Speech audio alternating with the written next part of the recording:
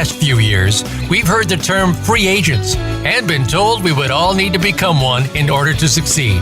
The recent economic structures have helped to promote this concept as reality. Where do we get the tools to take control of our career path in the present and future? Welcome to the Career Confidante with your host, Marie Zimenoff. Marie and her guest experts are here to provide you with the tools you need to move forward and achieve your career goals. Now, here is Marie Zimenoff.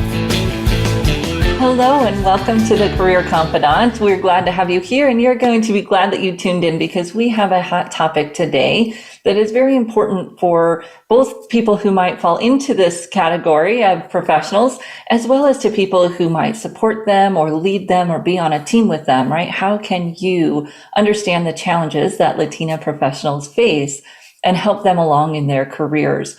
And so I'm excited to have you on the show, Vicky. Thank you for joining us. Vicky Sanchez is an HR expert as well as a coach, and you have taken to working with Latina professionals. So thank you for joining us, and tell us a little bit about your background. Thank you very much, Marie, for the opportunity. It's a pleasure. As you mentioned, my name is Vicky Sanchez. I'm an HR professional. I have been in the industry for almost 18 years.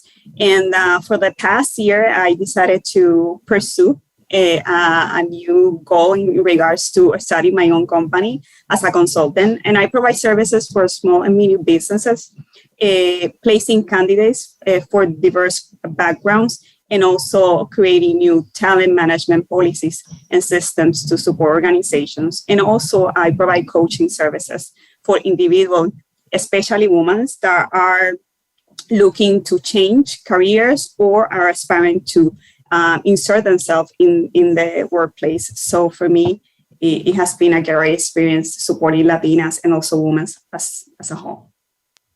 Oh, that's excellent. So how did you decide to go into coaching specifically? Years ago, I was actually being mentored by a friend of mine. And one of the conversations that we had, she told me, I think that you should provide coaching. I think that you're very passionate about the HR field and also supporting women. I was working in corporate America, and I was able to have much influence in corporate in regards to providing support to women so they can have a seat in the table in conversations. So she told me that you should, aspire to become a coach. That's why I decided to start learning and educating myself in that field. Yeah, and you've dedicated yourself to that coaching. And then, as you said, kind of niche down into working specifically with Latin American women or Latina women. Tell me, I know that term has, it's going to mean different things for different people, but can you give us a little bit about what you mean by when you say Latina professionals? When I mean Latinas, is where we come from different backgrounds. It will define basically those that speak Spanish or speak especially different languages.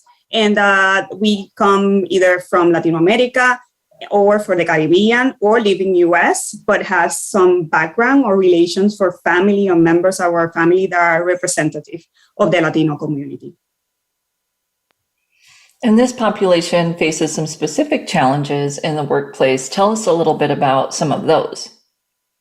Yeah, as you know, women's overall has some specific challenges within the organization, but Latina itself, in terms of the overall opportunities in order to gain access to better quality of job, entering the workforce and having that opportunity to grow in scale within the leadership and C-suites opportunities are very limited. In terms of representation, we, for every 100 men that are promoted, we are within 75 that are promoted in managers' roles.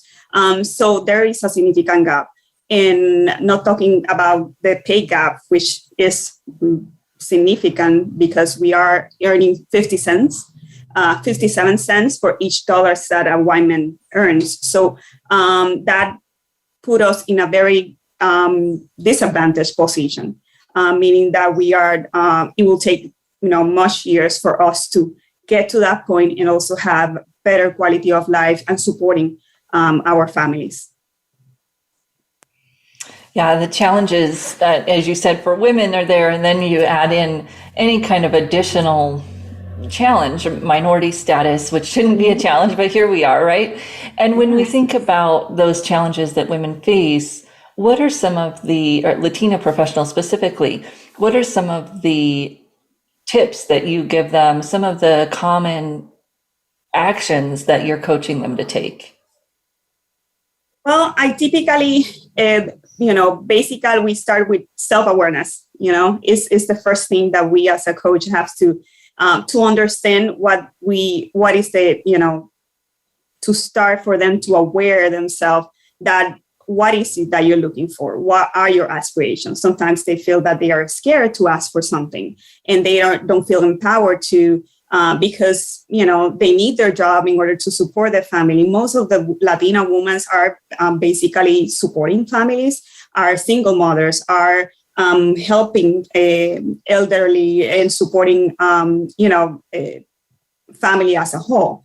So they are very scared. They need the job. And sometimes asking for something is very difficult and challenging. So basically empower them and getting that sense that they are capable or asking for the things that everyone asks, but sometimes they don't feel encouraged to do because they don't want to lose whatever they have in hand, which is it is a job, and also guide them, providing a guidance, and structure, and strategy in order for them to select and choose the companies that they wanted to work and find a place that they can be successful and a scale within the business.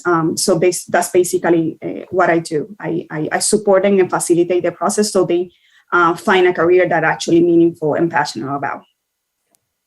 Yeah, and what I love about the work that you're doing is obviously you're working with the Latina professional, but it sounds like you're also working with the organizations because there's some systemic or organizational change that needs to happen around these issues as well, right? Yes, of course. I think it is critical, as you know, in order for us to create a diverse environment, a diverse culture, we need to take in consideration all the people within the organization, having those conversations, be open in regards to our policies, our processes, just to assure that we are offering the same and equitable process to everyone from the hiring through the retiring. So we are mindful in terms of what we are doing in creating a systems that support employees throughout all their life cycle. So it's very critical that companies now take in consideration all the aspects, especially in this diverse culture. Yeah, what would be a couple of tips you'd give a leader who might not be Latina, but is trying to build a team that's more equitable? That we all need supporters, people that actually are advocate for that. And I think that as a leader, you have to promote everyone in your team, be inclusive, take in consideration the opinions of others. And when making decisions or making changes or that is impacting the employees, have diverse teams that you have ideas from everyone and that you are, taking and ask them to feel empowered so they can support those initiatives and you can have a diverse organization and support that equity and inclusively within the business. And also having conversations that, how you're feeling, what we can do to support you and also be a supporting in regards to their development. Ask, if there is an opportunity, just name a Latina or name a woman just to sit down and having as part of their career progress so you can also be an advocate and eliminate that bias in regards to women's leadership positions. Yes, it does take an active role, right? The leader is going to have to take an active role in building that awareness around their team and around the challenges that women, Latina women, Black women face when they're in that place to try to make an advancement. And any other tips you would give for that Latina professional to advance their career? Sure. I think that it is important for them to look for companies that actually promote the equality. I think that there are many now that are very vocal, that have are being posted in social media, that are looking to have a diverse talents within their pipeline. So considering applying to those companies that will actually, care for those employees and help you promote your career. Know the law within your country or location or state, just to assure that when you being asked during an interview, what is your salary expectation, or you are actually aware that there's some states that are prohibited to answer that questions. And so you don't rely on salary history in order to get another promotion or ask for a new job. Make your voice heard, having conversations, be open in regards, and ask. Sometimes when I've been repeatedly saying, sometimes we forgot to ask, we are scared to ask, and have, coworker asking about salary, about what other opportunities they see that they can be promoted to. So they can find that space for them and also grow their career within, the industry and the job that they are passionate about. Excellent. Well, we're going to take a short break, and when we come back, we'll dive a little further into that salary gap and what Latina professionals can do to close that gap. We'll be right back in just a few minutes.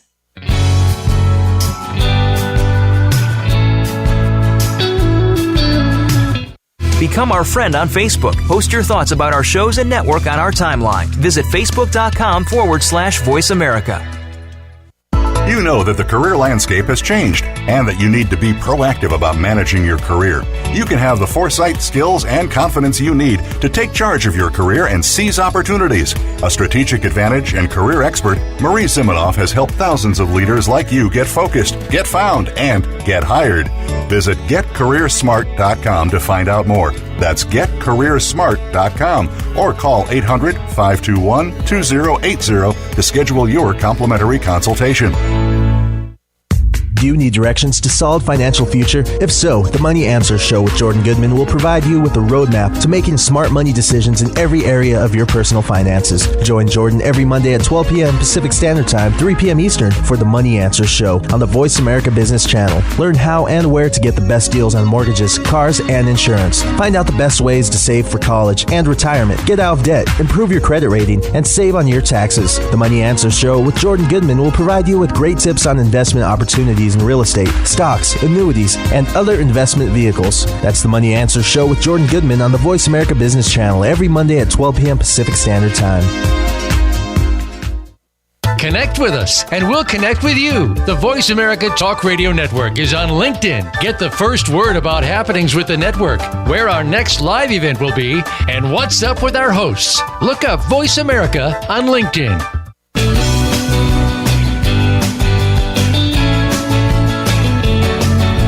You are tuned in to the Career Confidant with Marie Zimenoff.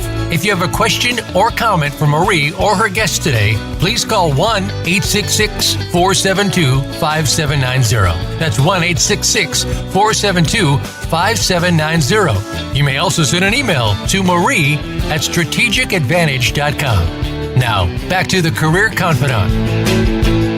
Welcome back to the Career Confidant, and today we're talking with Vicky Sanchez about how Latina professionals can advance their career. Now, Vicky, you have a background in HR, and so you bring kind of a unique lens to this. You're helping companies with their HR strategy, as well as coaching women who are advancing their careers. And I also love, you've got your PhD in industrial organizational psychology. So you're taking a very data-based approach to this. And you mentioned earlier the number. What is the salary gap for Latino women in the U.S.? So, Marie, we are earning basically 55 to 57 cents for each dollar a man earns. So it takes basically 2 years or a year and a half for us to get to that same salary. So it's basically hurting the Latina professionals and also the Black women within the organizations, because it's just put us in a very disadvantaged position, since we are not earning the same salary, and it will take a lot for us to get to that. And many of them, as I mentioned, women are singles at the heads of the households and are living in poverty. And when we take that in considerations, we are missing a lot of opportunities for women to actually have a better quality of life because of that. Yeah, and that the challenges, the stress and the schedule constraints that being the head of household also causes, that can even exacerbate the problem, right? Because now taking on additional opportunities or stepping up to do that new project may not be realistic if I'm the head of the household and I have to take care of the kids, make sure they get picked up from school and have everything set for that, in addition to trying to be the career woman. So we'll come back a little bit to that. But when we talk about salary specifically, what are the steps that a Latina woman can take to make sure they're prepared for and can negotiate that salary at an offer or at a promotion? I think that it's very critical for them to understand and compare what is their market value. And it's important to do that salary research. You using the tools that we have as PayScale, Salary.com, and those alternatives that provide some data in regards to salary and comparison, but also having conversations. If they are within an organization, it is important that they have those conversations with coworkers, with their leaders, to understand what is the current market rate for that role, understanding what is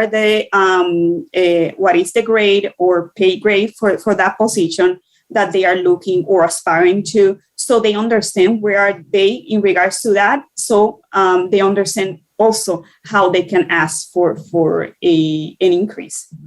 Also, it is important for them to back it up with data. If they are requesting an increase within their company, they needed to have data in regards to what they have done, what they have provided, what results they have shown, and have achieved within their careers to support that increase. But if they are new and they are aspiring a position and they are searching for, understand what is their market value so they can ask for that position. Now, as you know, there is a salary band in some states and countries that does not require us to state what is the salary history nor the previous salary, and it allows us to have so much transparency and a starting point for us to negotiate better in regards to those offers. Yeah, and those salary transparency laws have really helped because now you can see what salaries are being offered in New York, California, Colorado. Colorado was one of the first. And I think Colorado is particularly helpful since it's in the middle of the country. You can compare and contrast that with New York and California. And now you don't just have to use salary.com or Glassdoor where someone's reporting, but you can see the actual position posted. No, that it has opens more information and data for us to negotiate for everyone. Basically, all the workers have now that data that they can negotiate because you don't know how much you're not earning or less earning because you don't know where is actually the starting point. So sometimes when I coach them, they ask 20-30% less than the starting point of the salary because they don't know.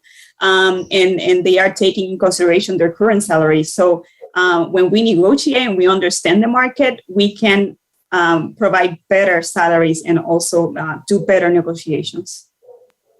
Excellent. So when someone's going to go in and have that conversation, and let's talk about a promotion, because a promotion is a little bit more challenging for some people than negotiating salary when you're looking for a job.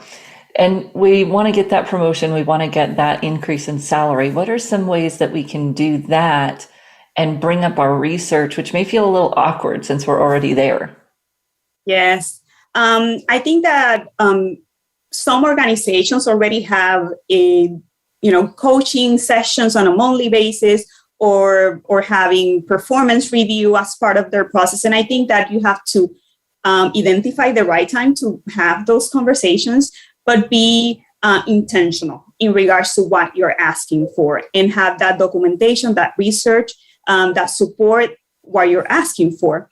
And I think that is relevant that you have everything documented, because sometimes we forget about what we have accomplished during the year and we wait for a year to have those discussions. So it's important to keep a file, everything documented, update your resume or your achievement during every quarter or every month, so you know exactly what you have achieved, how much you save, how much you earn, how much you accomplish. And that data supports whatever is the discussion that you're having. Setting a time with your leader, having that conversation, being intentional in regards to that, and make the formal requests. Sometimes we ask, but it's very informal and it's not documented. Have a conversation, and then after that, send an email. This is based on our conversations. This was our discussion. This is my request based on this. And this is my expectation. Currently, there is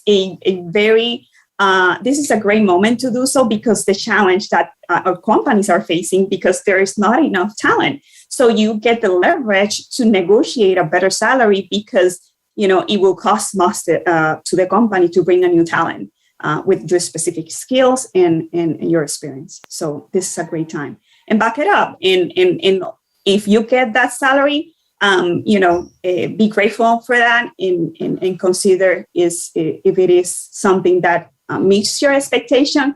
If not, then you need to reevaluate if it is you wanted to continue with the company or look for other opportunities outside that business.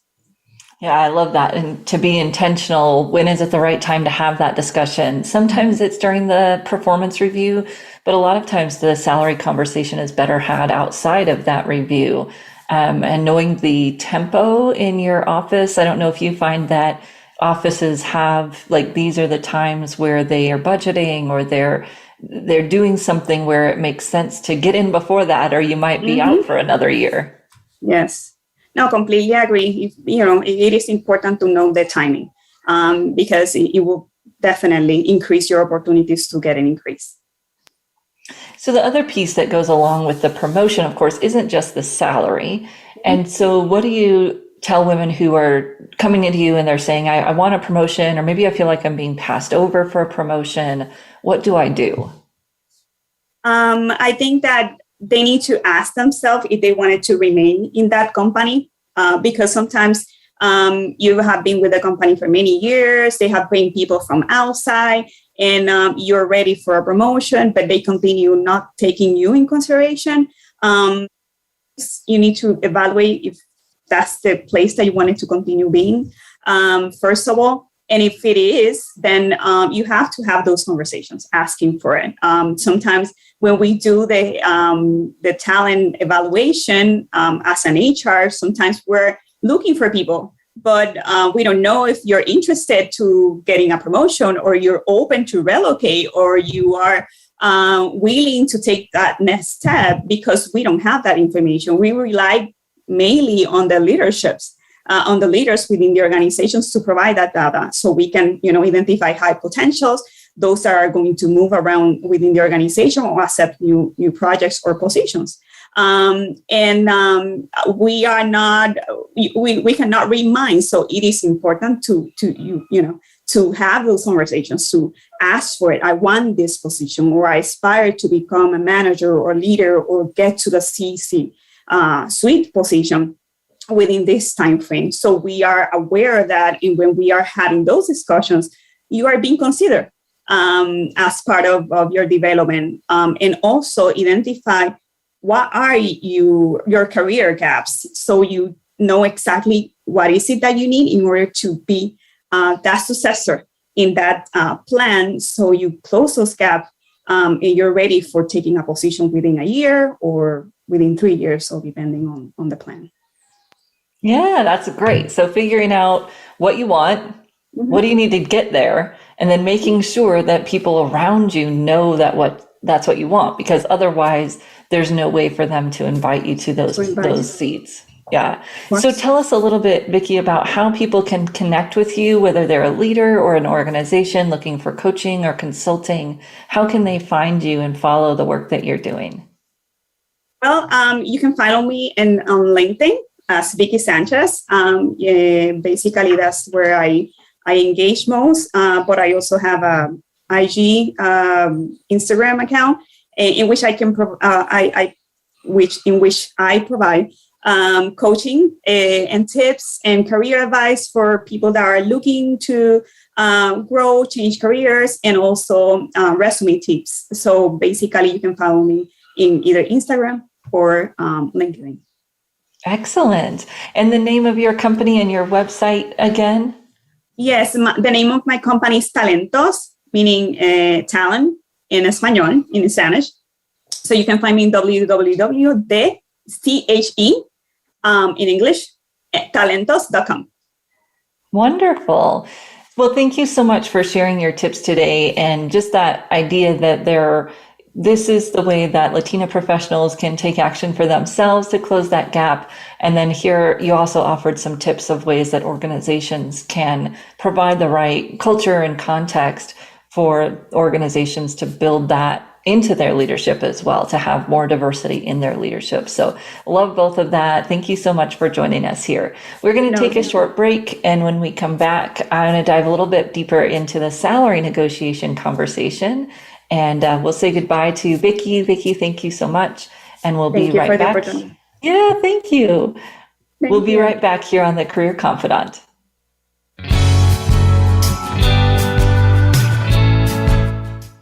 Follow us on Twitter at VoiceAmericaTRN. Get the lowdown on guests, new shows, and your favorites. That's VoiceAmericaTRN. You know that the career landscape has changed and that you need to be proactive about managing your career. You can have the foresight, skills, and confidence you need to take charge of your career and seize opportunities. A strategic advantage and career expert, Marie Zimenoff has helped thousands of leaders like you get focused, get found, and get hired. Visit getcareersmart.com to find out more. That's getcareersmart.com or call 800-521-2080 to schedule your complimentary consultation. Have you become a member yet? Sign up now to become a member of Voice America. It's always free and easy. Plus, you get to take advantage of some great member benefits. Get unlimited access to millions of hours of on-demand content across all of our channels. Keep track of your favorite episodes, shows, and hosts in your own customizable library. Find out what shows you might be interested in based on your favorites. Plus, you get insider access with our newsletter. Membership gives you more. Sign up at voiceamerica.com and click register at the top right. Say It Skillfully is my new radio show about being who you really are and saying what you think needs to be said. This is your host, Molly Chang. Call in and I'll help you find the right words to tackle any difficult conversation or ticklish situation you've been avoiding. Whether you're part of a small project team or leading a giant company, the more you accept that you're part of the problem, the faster you can be part of the solution. Learn how to be happier, healthier, and more productive at work and in life. Join me live every Tuesday at 11 a.m. Eastern, 8 a.m. Pacific on the Voice America Business Channel.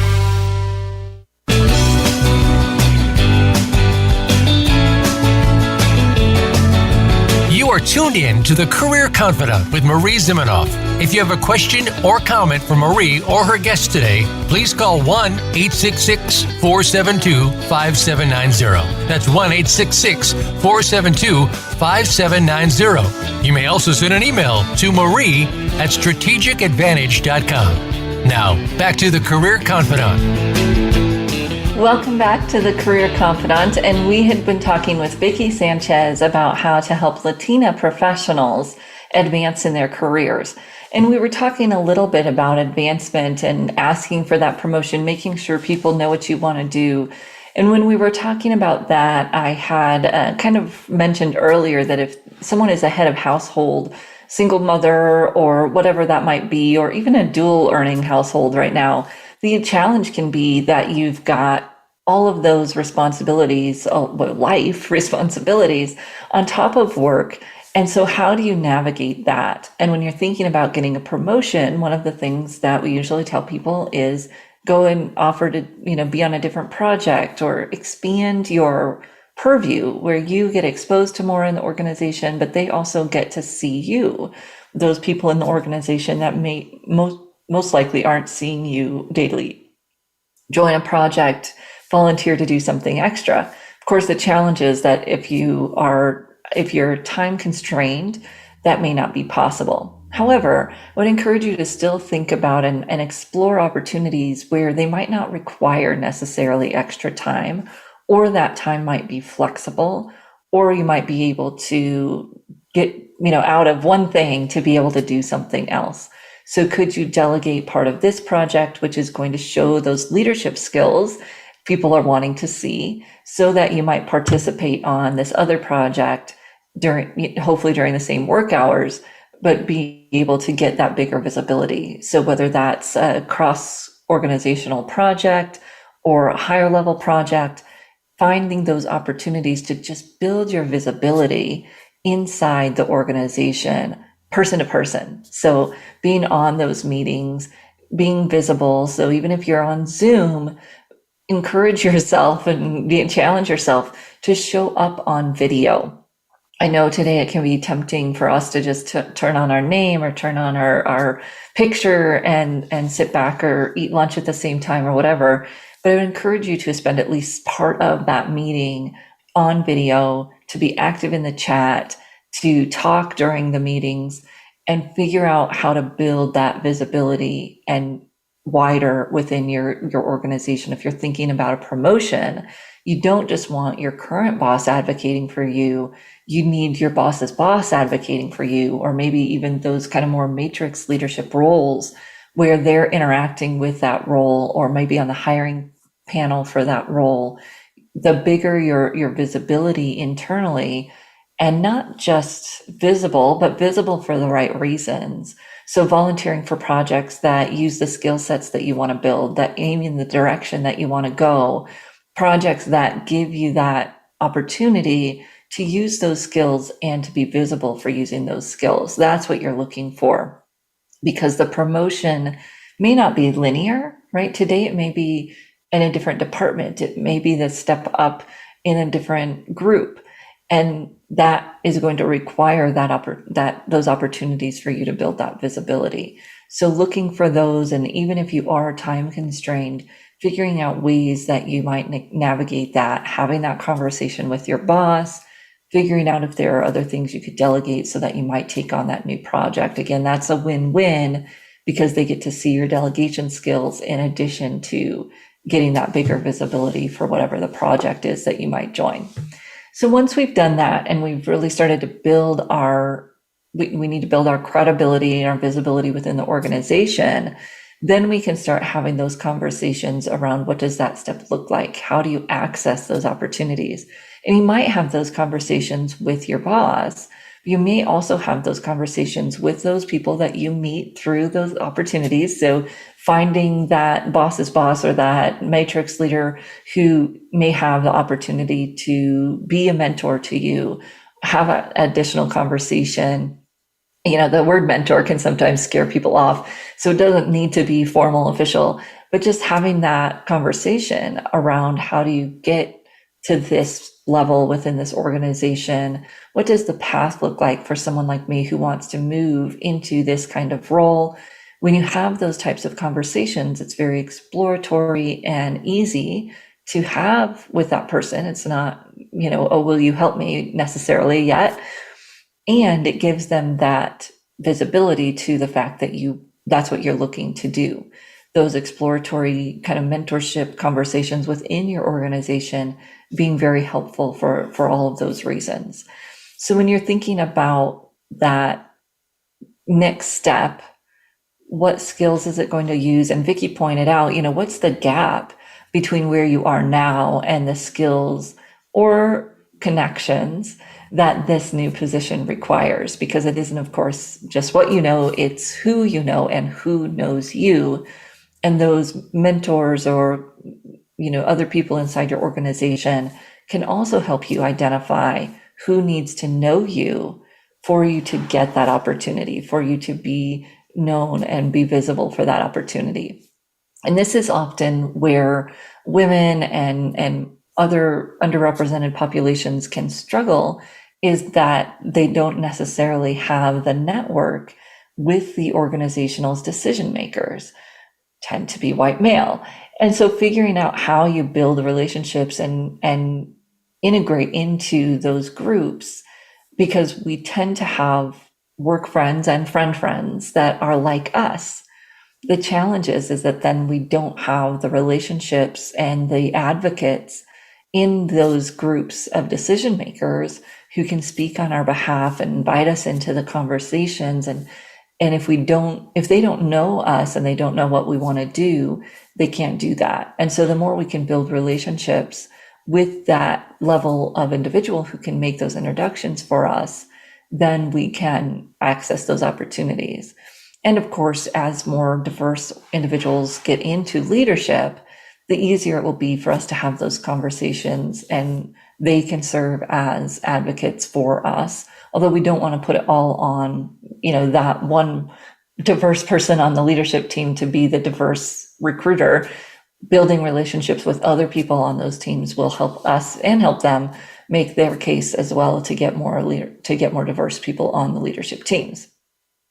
So how do we do that? We identify those individuals. We start building the relationships, connecting through our existing connections and getting introductions, having that be as organic of a process as possible when possible.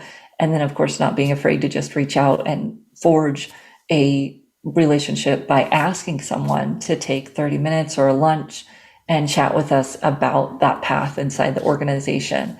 What does it look like to be a marketing manager? How does someone get to be that? And having those conversations to understand the path. And of course, you're already on the path. You'll have much better questions than that, but that's the general idea. So when we sit down to negotiate salary, Vicky just had some great points about, especially internally, understanding the structure and the timing. What does your organization do? What does that look like? Some organizations only give raises at certain times of year. What are your options when it's not that time of year? Can you do a level bump?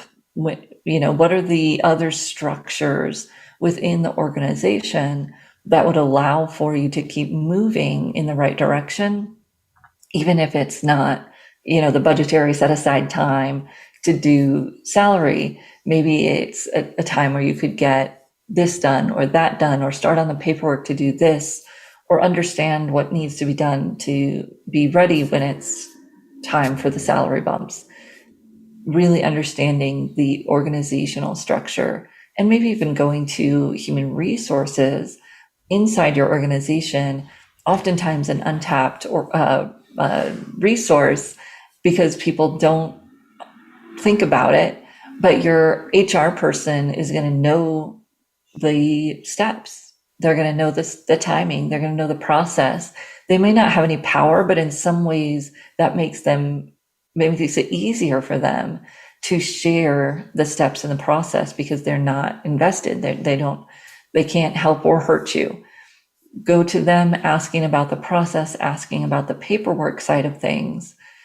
And you might have a advocate on your side. And now, of course, you have someone that knows what your path is, what you're looking for, and perhaps that you're looking to make a move. So if there's something internally where they're looking for someone, now you may have an HR person saying, hey, I know this person internally is looking.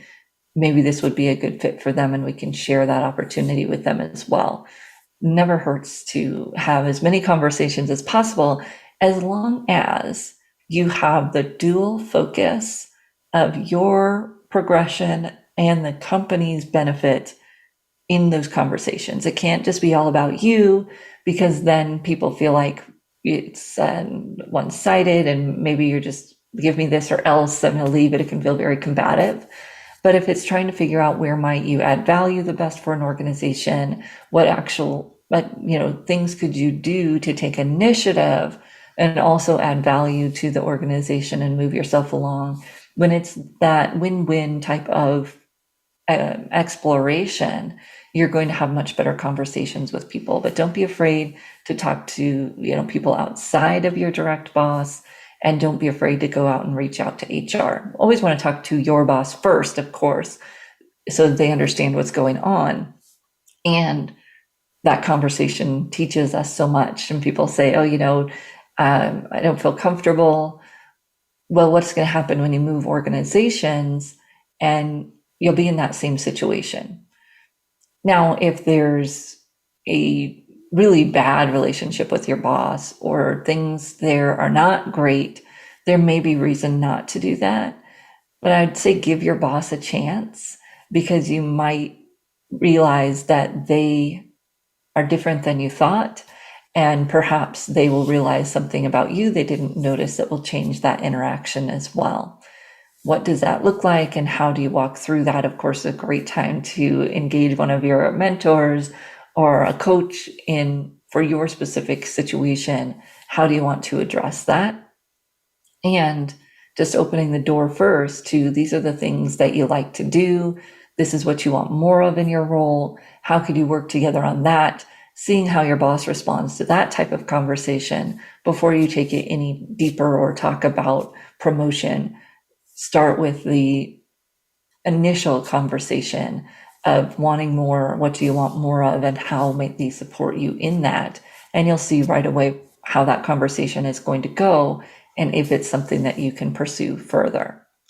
When you're thinking about making an internal move, and you'll say, Marie, you spent a lot of time on this today, it's because there's a lot of internal opportunity right now.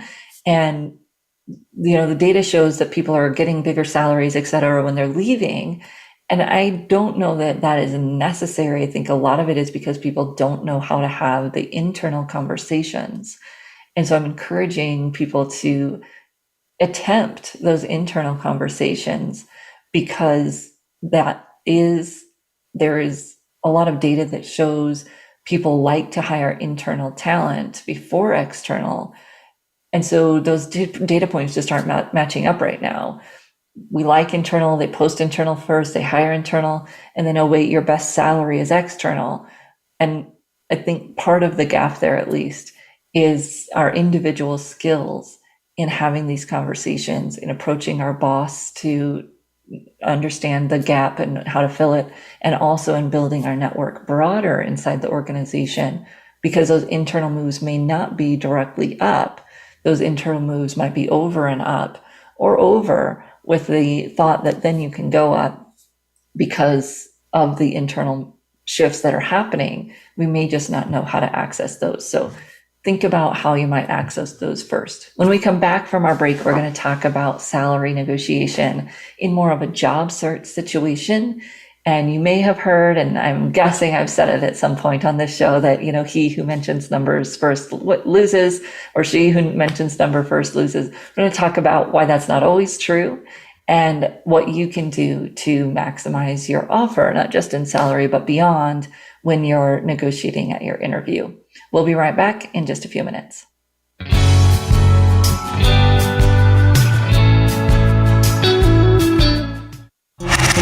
Voice America is on your favorite smart speaker. If you have Alexa or Google Home, go ahead and give us a try. Hey Alexa, play Finding Your Frequency podcast on TuneIn. You know that the career landscape has changed and that you need to be proactive about managing your career. You can have the foresight, skills, and confidence you need to take charge of your career and seize opportunities. A strategic advantage and career expert, Marie Zimenoff has helped thousands of leaders like you get focused, get found, and get hired.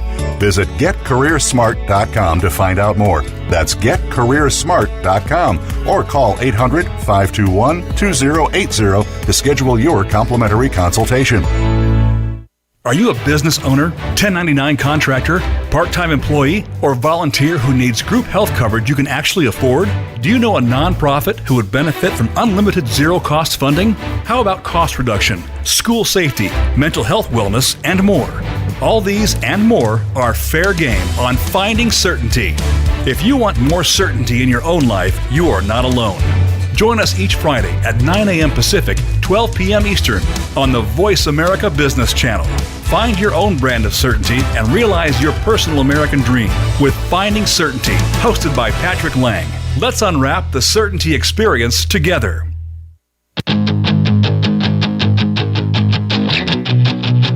Defeat the Chaos with Corey Harris and Julie Traxler hits on topics every week that affect small business owners across this country. They provide insights that show entrepreneurs how to reduce stress, wear fewer hats, and work shorter hours.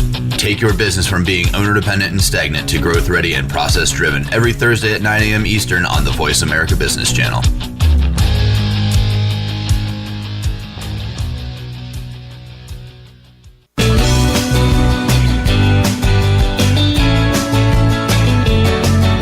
You are tuned in to the Career Confidant with Marie Zimenoff.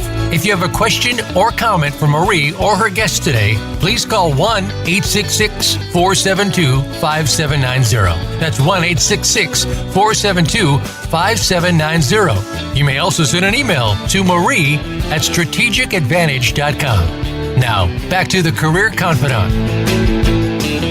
Welcome back to the Career Confidant, and today we've been talking about salary negotiation and the kind of age-old thing that career coaches have said is that the person who talks numbers first loses. However, the caveat is that sometimes if you really know what you're looking for and you have great research, you can take a little bit more aggressive approach, if you will, by stating that number first. The challenge is, how good is your research? Because if you don't really know the right range, if you say the number first, you could be under and of course lose out on that opportunity, or you could be way over and lose out on the opportunity of getting the job. What we typically recommend people do is, of course, do your research, have a researched range in mind. And I've been making this point really clearly recently. Do not just use websites. Websites are a great place to start. Salary.com, Glassdoor.com. You can use those types of sites to get a general idea. But then I really want you going out and talking to some people in the field to understand what's reality in that salary, because things are all over the place right now. It is really volatile in most markets right now in terms of salary. From, it was going up and we're having these huge raises to now people are getting offers that are significantly less than they were expecting. Talk to some people in the field. Now, here is the benefit of doing your research. You don't have to go out and ask someone what they make. You go out and you ask them, here is what I've researched is a range for this level of person, this many years of experience, or this type of role, whatever kind of research you can do. Is that accurate? Do you feel like that's accurate right now? Then instead of them having to tell you what they make, they can just reality check your number. No, what I'm seeing is this, or yes. And they don't have to divulge any personal information to tell you whether or not your research is reality right now.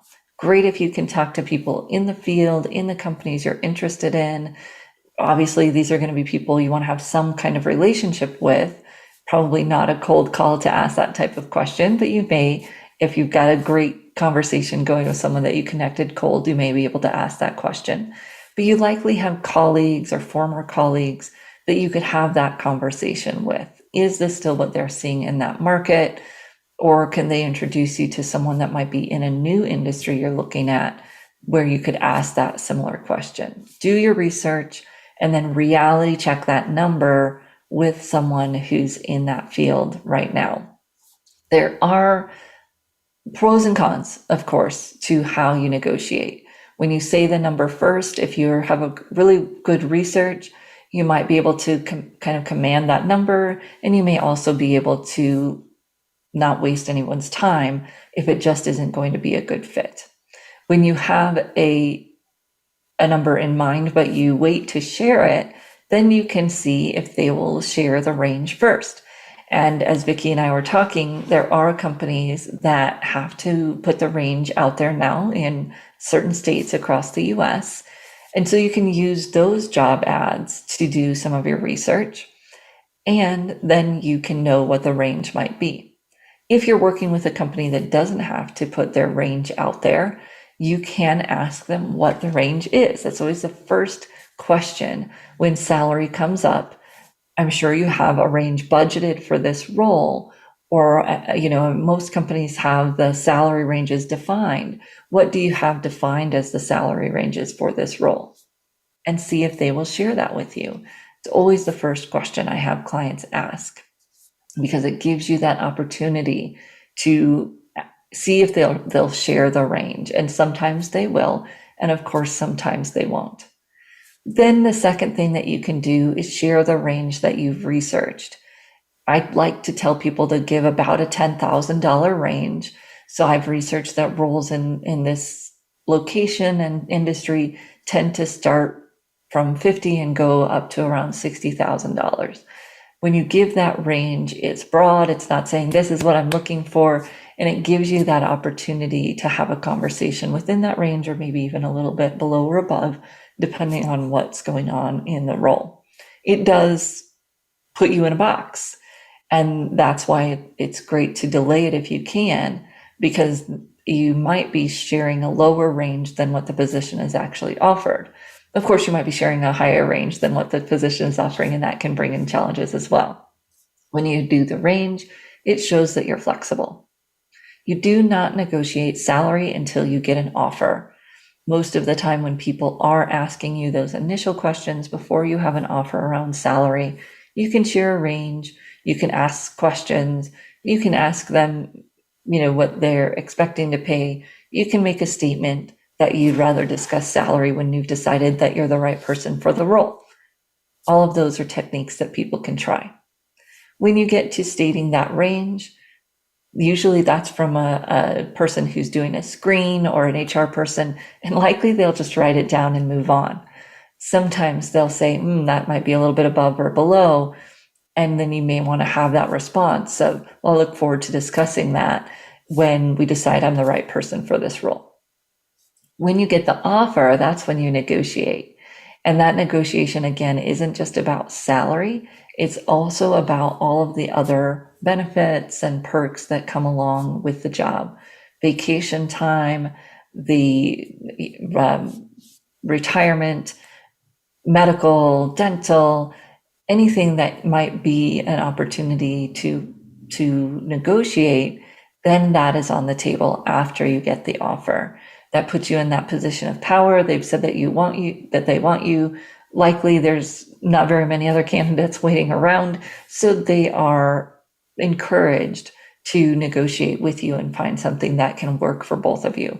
Remember that this is a collaborative conversation. We're not talking or else, unless you're really in a really aggressive position. Most of the time it's how can we work together to get closer to coming with your numbers and your research, understanding how you meet or exceed the qualifications for the role so that you can be in a position to negotiate and have that conversation. We are excited. We've got a lineup of guests for the rest of the year here in 2022, and we look forward to having you back here on the Career Confidant. If you have any other questions or topics that you'd like to hear or feedback on the show, please do email me, Marie, Marie, at careerthoughtleaders.com. And we look forward to seeing you right back here again next week on the Career Confidant.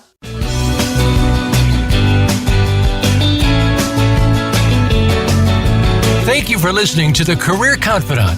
Marie Zimenoff will return again with another terrific guest next Monday at 2 p.m. Eastern Time, 11 a.m. Pacific on the Voice America Business Channel. Be sure to join us then.